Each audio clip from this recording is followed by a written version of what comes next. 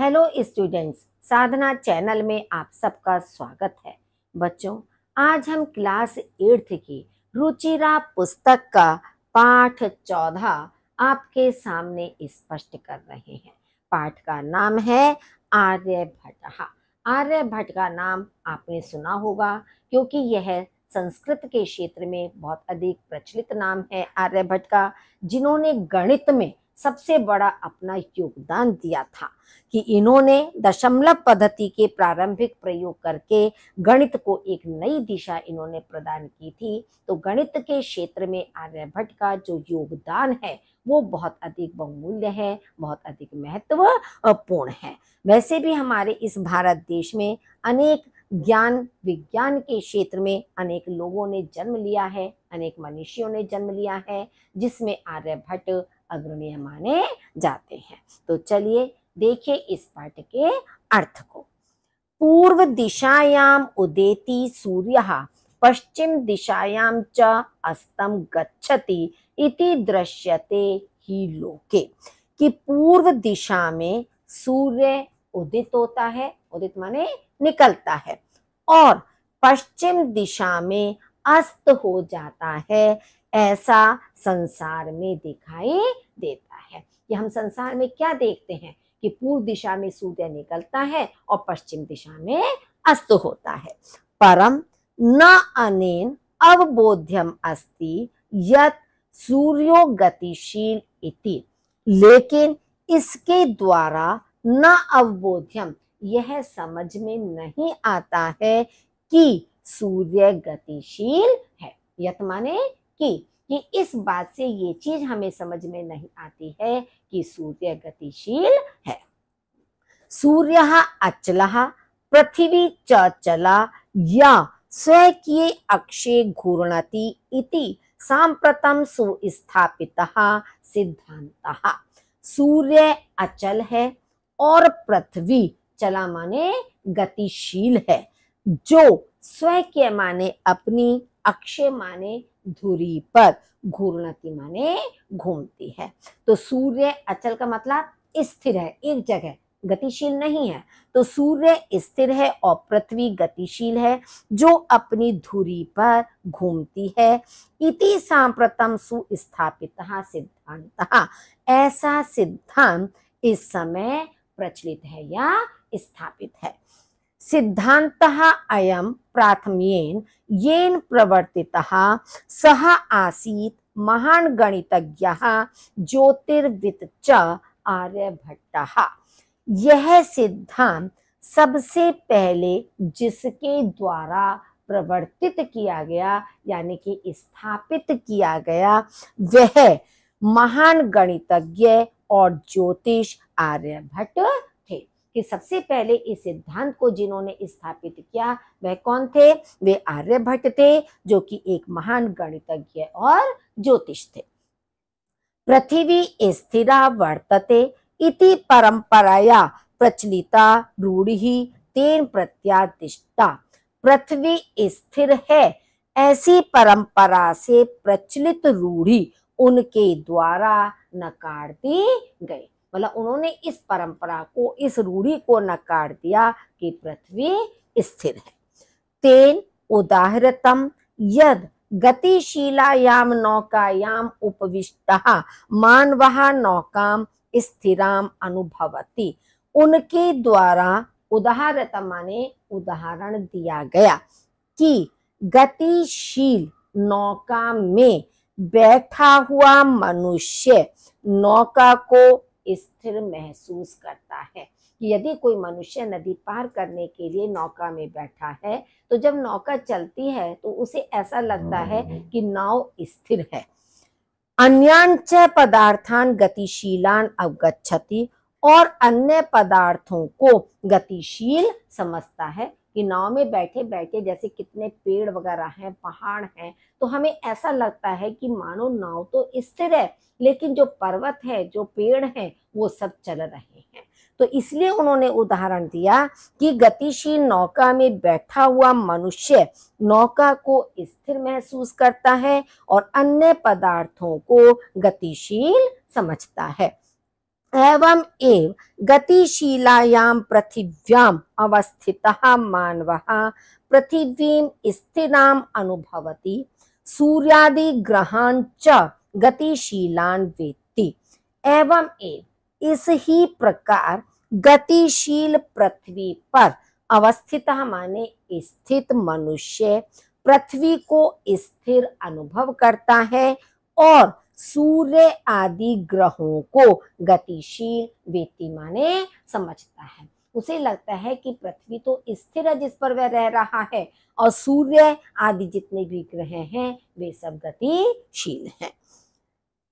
476 यानी 476 तमे ख्रीस्ताब्दे षट सप्त अत्यधिक चतुशत तमे वर्षे आर्यभट्टः जन्म लब्धवानिति तेन एव विरचिते आर्यभट्टीयम् इत्यस्मिन् ग्रंथे उल्लिखितम् कि 476 ईस्वी वर्ष में आर्यभट्ट ने जन्म लिया, ऐसा उनके द्वारा ही रचित आर्यभट्टीयम इस ग्रंथ में लिखा गया है। यानी कि ये उनकी रचना है आर्यभट्टीयम। उन्होंने अपनी इस रचना में लिखा कि उन्होंने 476 ईस्वी वर्ष में जन्म लिया। ग्रंथो अयम तेन त्रयोविंशतितम, यह ग्रंथ उनके द्वारा त्रयोविंशति माने 23वें वर्ष में वयसे विरचित माने लिखा गया। ये जो आर्यभट्टयम ग्रंथ है वो उन्होंने 23वें साल में, जब वे 23 वर्ष के थे उस वर्ष में उन्होंने लिखा।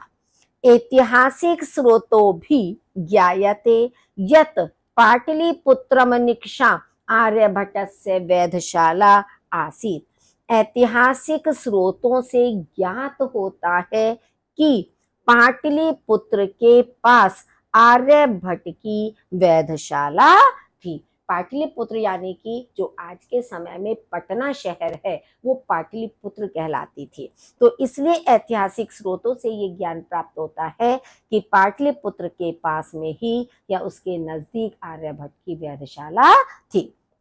अनेन इदम अनुमीयते यत तस्य कर्म भूमि ही पाटलिपुत्रम एव आसीत। इससे यह अनुमान लगाया जाता है कि उनकी कर्म भूमि पाटलिपुत्र में ही थी, यानी पटना ही उनकी कर्म भूमि थी। आर्यभट्टस्य योगदानम गणित ज्योतिषा संबंधम वर्तते। आर्यभट्ट का योगदान गणित ज्योतिष से संबंधित है। यत्र संख्यानाम आकलनम महत्वम आदधाति, जहां संख्याओं का आकलन महत्वपूर्ण माना जाता है कि संख्याओं की जो गणना है, आकलन माने गणना, तो संख्याओं की जो गणना या आकलन है वो महत्वपूर्ण माना जाता है। आर्यभट्टः फलित ज्योतिष शास्त्रे न विश्वसिति इसम। आर्यभट्ट फलित ज्योतिष शास्त्र में विश्वास नहीं करते थे। गणितीय पद्धतया कृतम आकलनम आधृत्य एव तेन प्रतिपादितम यद ग्रहेणे राहु केतु नामकौ दानवौ न अस्ति कारणम। गणित पद्धति से किए गए आकलन को आधृत्य माने आधार मानकर ही उनके द्वारा प्रतिपादित किया गया कि ग्रहण में राहु और केतु नामक राक्षस कारण नहीं है। कि जैसे बहुत सारे लोग मानते हैं कि जब सूर्य ग्रहण चंद्र ग्रहण होता है तो उसमें जो राहु और केतु नाम के जो दो राक्षस हैं वे मुख्य कारण हैं, लेकिन उन्होंने ये प्रतिपादित किया कि ये दोनों इस ग्रहण में कोई भी कारण नहीं है। तत्र तु सूर्य चंद्र पृथ्वी इति त्रीणि एव कारणानि। वहां तो सूर्य चंद्रमा पृथ्वी तीनों ही कारण है, इन तीनों के कारण ही ग्रहण होता है। सूर्यं परितः भ्रमन्त्यः पृथिव्यः चंद्रस्य परिक्रमा पथेन संयोगात ग्रहणम भवति। सूर्य के परितः माने चारों ओर, सूर्य के चारों ओर, भ्रमन्त्या माने घूमती हुई, पृथ्वी का चंद्रस्य परिक्रमा पथेन, चंद्रमा के परिक्रमा पथ से संयोग हो जाने पर ग्रहण होता है। यानी कि सूर्य के चारों ओर जब पृथ्वी घूम रही है तो चंद्रमा के परिक्रमा पथ से जब उसका संयोग होता है तब ग्रहण होता है। यदा पृथिव्याः छायापातेन चंद्रस्य प्रकाशः अवरुध्यते तदा चंद्रग्रहणं भवति। जब पृथ्वी की छाया पातेन माने गिरने से, जब पृथ्वी की छाया गिरने से चंद्रमा का प्रकाश अवरुध्यते माने रुक जाता है तब चंद्र ग्रहण होता है। तथैव पृथ्वी सूर्ययोः मध्ये समागतस्य चंद्रस्य छायापातेन सूर्य ग्रहणं दृश्यते। वैसे ही पृथ्वी और सूर्य के बीच में आए हुए चंद्रमा की छाया गिरने से सूर्य ग्रहण दिखाई देता है। यानी कि चंद्र ग्रहण और सूर्य ग्रहण दोनों का कारण उन्होंने स्पष्ट बताया है। समाजे नूतनानां विचाराणां स्वीकरणे प्रायः सामान्य जनः काठिन्यम अनुभवन्ति। समाज में नवीन विचारों को स्वीकार करने में प्रायः सामान्य लोग कठिनाई महसूस करते हैं। यानी कि नवीन विचारों को जल्दी से वे स्वीकार नहीं कर पाते हैं। भारतीय ज्योतिष शास्त्रे तथैव आर्यभट्टस्य अपि विरोधः अभवत्।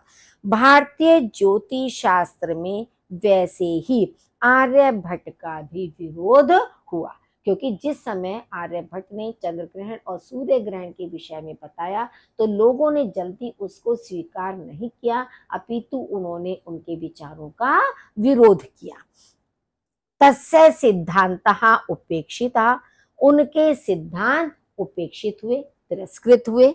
स पंडितम अन्यानाम उपहास पात्रम जातः, वह स्वयं को विद्वान मानने वाले लोगों के हंसी के पात्र बने। कि जो लोग अपने को विद्वान मानते थे उन लोगों के हंसी के वे पात्र बने। पुनः अपि तस्य दृष्टि कालातिगामिनी दृष्टः, फिर भी उनकी दृष्टि काल को लांघने वाली दिखाई दी। यानी कि समय को पार करने वाली या दूर तक देखने वाली दूरदृष्टा उनकी स्थिति दिखाई देती थी दृष्टि। आधुनिक ही वैज्ञानिक ही तस्मिन् तस्य च सिद्धांते समाद्रः प्रकटितः।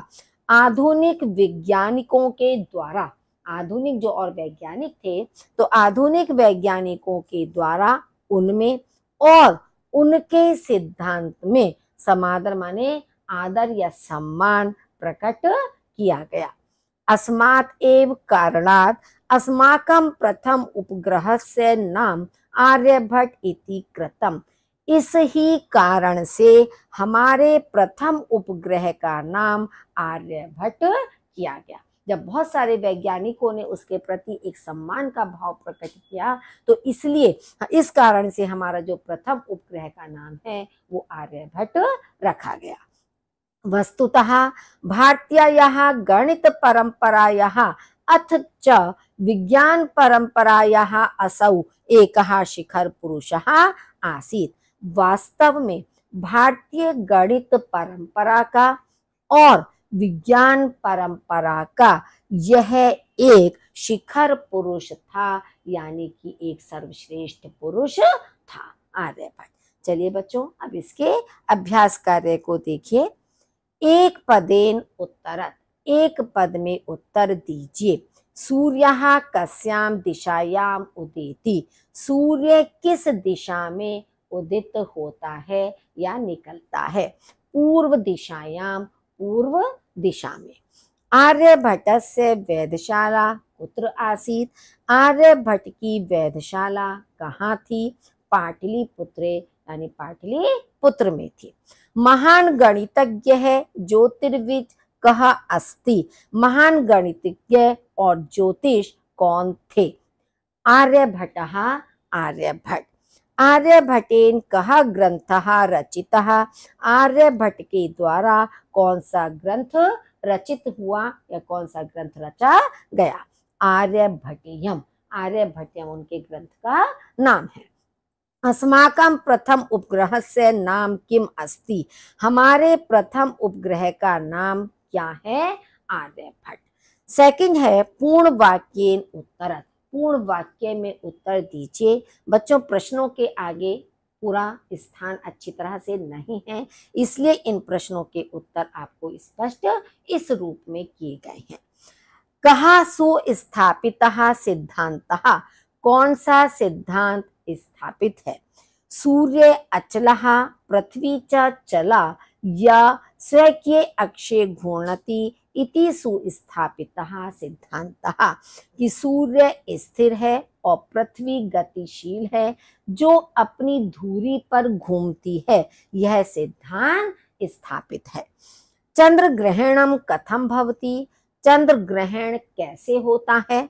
यदा पृथिव्याः छायापातेन चंद्रस्य प्रकाशः अवरुध्यते तदा चंद्र ग्रहणम भवति, कि जब पृथ्वी की छाया गिरने से चंद्रमा का प्रकाश रुक जाता है तब चंद्र ग्रहण होता है। सूर्य ग्रहणम कथम दृश्यते, सूर्य ग्रहण कैसे दिखाई देता है। पृथ्वी सूर्ययोः मध्ये समागतस्य चंद्रस्य छायापातेन सूर्य ग्रहणम दृश्यन्ते, पृथ्वी सूर्य के बीच में आए हुए चंद्रमा की छाया गिरने से सूर्य ग्रहण दिखाई देता है।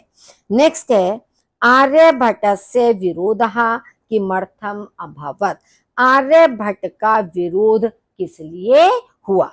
समाजे नूतनानां विचाराणां स्वीकरणे प्रायः सामान्य जनः काठिन्यम अनुभवन्ति, समाज में नवीन विचारों को स्वीकार करने में प्रायः सामान्य लोग कठिनता का अनुभव करते हैं।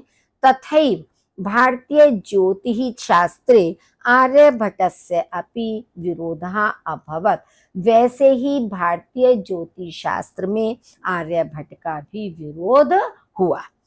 प्रथम उपग्रह से नाम आर्यभट्टः इति कथम कृतम्, प्रथम उपग्रह का नाम आर्यभट्ट इस प्रकार कैसे किया गया। आधुनिक ही वैज्ञानिक ही तस्मिन् तस्य च सिद्धान्ते समादरः प्रकटितः, अस्मात् एव कारणात् अस्माकं प्रथम उपग्रहस्य नाम आर्यभट्ट इति कृतम्, कि आधुनिक वैज्ञानिकों के द्वारा उसमें और उसके सिद्धांत में समादर यानी सम्मान प्रकट किया गया, इस ही कारण से हमारे प्रथम उपग्रह का नाम आर्यभट्ट किया गया। नेक्स्ट है आपका रेखांकित पदानि आधृत्य प्रश्न निर्माणम कुरुत, कि रेखांकित पद को आधार बनाकर प्रश्न निर्माण कीजिए। अब आप देखेंगे हर वाक्य में एक एक पद आपका रेखांकित है, उस पद के आधार पर ही आपको प्रश्नवाचक शब्द का प्रयोग करना है। जैसे सूर्यः पश्चिमायाम दिशायाम अस्तम गच्छति, सूर्य पश्चिम दिशा में अस्त होता है, तो आपका प्रश्न बनेगा सूर्य किस दिशा में अस्त होता है, तो किसका आपका हो जाएगा कस्याम, सप्तमी विभक्ति का एक वचन। पृथ्वी स्थिरा वर्तते इति परंपराया प्रचलितः रूढ़ि, पृथ्वी स्थिर है ऐसा परंपरा से रूढ़ि प्रचलित है। तो पृथ्वी स्थिर है ये किससे प्रचलित रूढ़ि है, तो किससे का हो जाएगा कया, परंपराया क्योंकि तृतीय विभक्ति का एक वचन है तो प्रश्नवाचक शब्द भी आपका तृतीय विभक्ति का एक वचन ही प्रयुक्त होगा। आर्यभट्टस्य योगदानम गणित ज्योतिष संबंधम वर्तते, कि आर्यभट्ट का योगदान गणित ज्योतिष से संबंधित है, तो किससे संबंधित है, किससे की संस्कृत आपकी होगी केन। समाजे नूतन विचाराणां स्वीकरणे प्रायः सामान्य जनः काठिन्यम अनुभवन्ति। समाज में नवीन विचारों को स्वीकार करने में प्रायः सामान्य लोग कठिनाई महसूस करते हैं। तो कौन कठिनाई महसूस करते हैं? तो यहाँ पर आपका शब्द आएगा के, यानी कि प्रथमा विभक्ति का बहुवचन। पृथ्वी सूर्ययोः मध्ये चंद्रस्य छायापातेन सूर्य ग्रहणम भवति। पृथ्वी और सूर्य के बीच में, तो ये आपका द्विवचन है, तो इसलिए यहाँ पर भी आपका षष्ठी विभक्ति का द्विवचन आएगा कि किनके बीच में? चंद्रमा की छाया गिरने से सूर्य ग्रहण होता है। नेक्स्ट है मंजुषातः पदानि चित्वा रिक्त स्थानानि पूरयत। मंजुषा से पदों को चुनकर रिक्त स्थानों को पूरा कीजिए। ये आपके 5 शब्द दिए हैं, नौकाम, पृथ्वी, तदा, चला और अस्तम। तो सूर्यः पूर्व दिशायाम उदेति पश्चिम दिशायाम च अस्तम गच्छति, यानी सूर्य पूर्व दिशा में उदित होता है और पश्चिम दिशा में अस्त होता है। तो यहाँ पर आपका शब्द आएगा अस्तम। सूर्यः अचलः पृथ्वी च अचला। सूर्य स्थिर है और पृथ्वी गतिशील है। पृथ्वी स्वकीय अक्षे घूर्णति। पृथ्वी अपनी धुरी पर घूमती है। यदा पृथिव्याः छायापातेन चंद्रस्य प्रकाशः अवरुध्यते तदा चंद्रग्रहणं भवति। जब पृथ्वी की छाया गिरने से चंद्रमा का प्रकाश रुक जाता है तब चंद्र ग्रहण होता है। नौकायाम उपविष्टः मानवः नौकाम स्थिराम अनुभवति। नौका में बैठा हुआ मनुष्य नौका को स्थिर अनुभव करता है, यानी कि वह एक जगह पर रुकी है। नेक्स्ट है संधि विच्छेदम कुरुत। संधि विच्छेद कीजिए। ग्रंथोयम, अब इसका संधि विच्छेद होगा ग्रंथः प्लस अयम। ये आपका विसर्ग संधि का शब्द है कि विसर्ग का ऊ बनता है, ऊ का ओ हो जाता है और जो अ है यह अवग्रह के रूप में परिवर्तित हो जाता है, तब आपका बनता है ग्रंथोयम। सूर्याचलः, सूर्य प्लस अचलः, इधर भी अ है इधर भी आ है, तो ये आपकी दीर्घ स्वर संधि है कि दोनों अ मिलकर दीर्घ आ बन जाते हैं।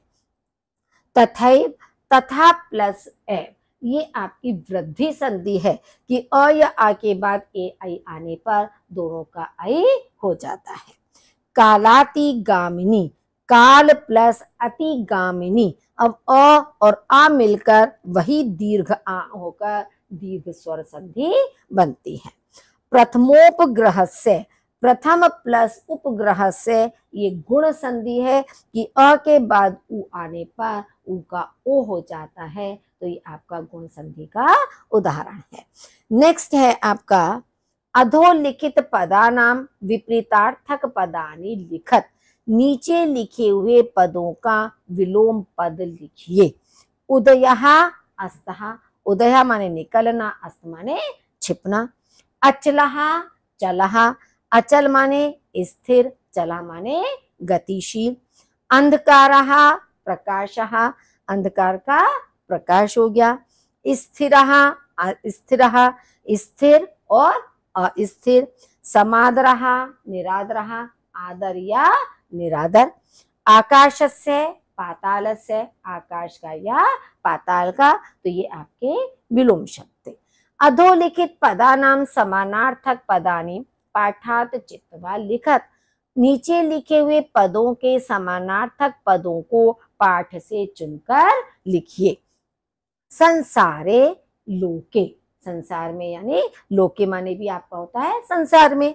इदानीम सांप्रतम, इदानीम माने भी इस समय और सांप्रतम माने भी इस समय या अब। वसुंधरा पृथ्वी, दोनों का मतलब पृथ्वी होता है, धरा होता है। समीपम निक्षम, समीपम माने भी नजदीक, समीप, और निक्षम माने भी समीपी होता है।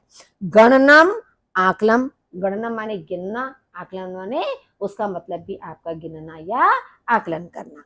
राक्षसौ दानवौ, यानी कि 2 राक्षस, और दानवौ माने भी 2 दानव आपके। अधोलिखितानि पदानि आधृत्य वाक्यानि रचयत। नीचे लिखे पदों को आधार बनाकर वाक्यों की रचना कीजिए। सांप्रतम, सांप्रतम माने अब या इस समय। सांप्रतमम पठनीयम, इस समय पढ़ना चाहिए। निक्षा माने समीप। ग्रामम निक्षा, नदी बहती, गांव के समीप नदी बह रही है। परितः, चारों ओर। गृहम परितः वृक्षः सन्ति, घर के चारों ओर वृक्ष हैं। उपविष्टः, स्थित या बैठा हुआ। मोहनः अत्र उपविष्टः अस्ति, मोहन यहाँ बैठा हुआ है। कर्म भूमि, भारतम एव मे कर्म भूमि, भारत ही मेरी कर्म भूमि है। वैज्ञानिकः, आर्यभट्टः वैज्ञानिकः आसीत्, आर्यभट्ट वैज्ञानिक थे। तो इस तरह से बच्चों यह पाठ आपको पूर्ण रूप से स्पष्ट हो गया होगा। फिर भी यदि कोई समस्या आपके सामने आती है तो आप कमेंट बॉक्स में लिखकर अपनी समस्या का समाधान कर सकते हैं। वीडियो को लाइक कीजिए, अपने साथियों के साथ शेयर कीजिए और यदि अभी भी आपने चैनल को सब्सक्राइब नहीं किया है तो प्लीज़ उसे सब्सक्राइब कर लीजिए। सुनने के लिए आपका बहुत बहुत धन्यवाद।